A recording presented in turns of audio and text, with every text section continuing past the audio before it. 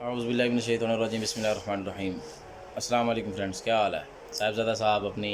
आज की नई वीडियो के साथ आपकी खिदमत में हाज़िर हैं।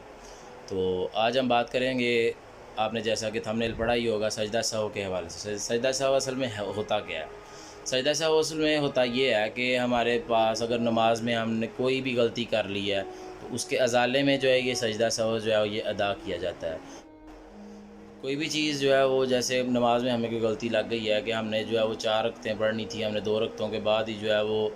आगे अतहियात के बाद जो है दुरूद पाक के बाद वो जो है दुआ वगैरह पढ़ ली है, तो हमें यकदम याद आता है कि जी सॉरी, हमने तो जो है वो 4 रकतें पढ़नी थी, हम उस टाइम खड़े हो गए, हमने उस टाइम खड़े होकर नमाज़ बाकी पढ़ी। उसमें हम पे जो है वो सजदा साहब वाजिब है। हमें ये है कि हमने जनाब जो है आखिरी हमारी अतहियात होगी, तशहद हमारा जो होगा, उसमें हमने जो है वो अतहियात लिल्लाहि पढ़ने के बाद जो एंड तक अशहदु अल्ला इलाहा इल्लल्लाह व अशहदु अन्ना मुहम्मदन अब्दुहु व रसूलुहु पढ़ के हमने जो है वो जनाब एक साइड पे सलाम फेरनी है, फिर 2 सजदे करने हैं और फिर जो है वो बैठ के फिर बाकी जो है फिर दोबारा वही पढ़ना है, अतहियात से शुरू करके दुआ तक जाना है।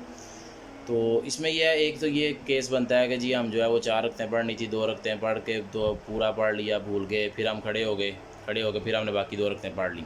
उसके बाद दूसरा इसमें केस ये भी बन सकता है कि बाज़ औक़ात ऐसा होता है कि हमने जो है वो 2 रकतें पढ़नी होती हैं, हम तीसरी के लिए खड़े हो जाते हैं, तब हमें याद आता है, तो वो अगर जो है फिर हम ये सजदा सहव कर लेते हैं, फिर भी जो है वो हमारी नमाज़ जो है काबिल कबूल हो जाती है।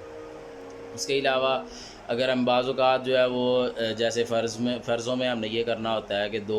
रकतें पढ़ने के बाद जब तशहद पढ़ के हमने खड़े होना होता है, तो हमने जस्ट अलहम्द शरीफ पढ़नी होती है। बाज़ औक़ात ये होता है हम कहीं सोचों में गुम होते हैं, तो अलहम्द शरीफ के बाद जो है वो हम साथ कोई सूरत मिला देते हैं, उस सूरत में भी जो है सजदा सहव हमें करना पड़ता है। इसके अलावा बहुत से ऐसे केसेस हैं, बयान करते जाएँ तो वो कोई बयान में आते नहीं हैं, लेकिन जितने मेरे माइंड में आए थे, इनके अलावा भी 1-2 और केसेस भी हैं चंद, तो और भी, यानी कि कोई भी मतलब ये है कि कोई भी अगर आपको गलती कोई लग गई है नमाज में और वो गलती काबिल अज़ाला है, ठीक है, अज़ाला अगर यानी कि उसका हो सकता है, तो फिर जो है वो उस गलती पे जो है वो आपने ये सजदा सहव करना, और उस गलती के अज़ाले में ये जो है वो सजदा सहव किया जाता है। तो अब बात करते हैं सजदा सहव के तरीके की। तो सजदा सहव का तरीका जो है वो ये कुछ इस तरह है कि हमने जो है वो जो भी रकत हमने